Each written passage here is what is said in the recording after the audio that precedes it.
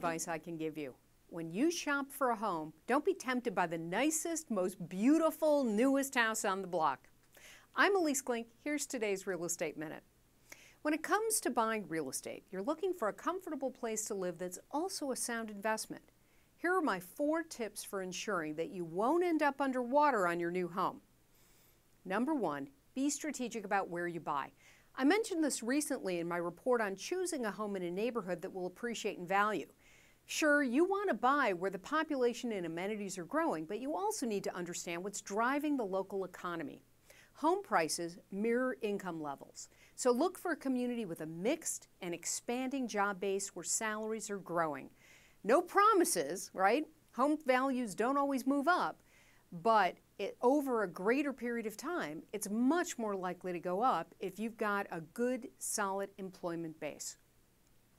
Point number 2, buy a fixer-upper. You can always build in value to a home through minor renovations, smart, savvy renovations. So buy a house that needs some work. But for the very best return on your investment, find a home that only needs a facelift, right? Not a complete overhaul. So by that I mean, you might get your money out of a major kitchen remodel, but you might get more money if the house just needs maybe new countertops and a coat of fresh paint and maybe some new appliances. You also want to look at things that are not required, like big, major mechanical systems overhauls, or maybe adding a room to it is going to be a big investment, but it's going to pay off big time. So smart, savvy investments in this fixer-upper, that's going to do the trick for you.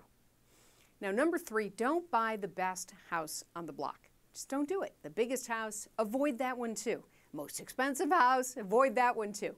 Just like you don't want to buy a house in perfect condition, you also don't want to buy the biggest, best, most expensive house in the block. Putting in some old-fashioned elbow grease is going to boost your value much more when you're buying a modest house rather than one that's already the biggest and best.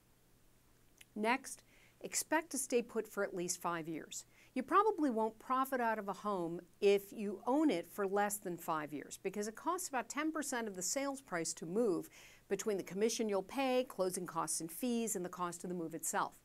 So think about it. Your home has to go up at least 10% in value just to break even. At a typical rate of inflation, that takes between 5 and 7 years to happen.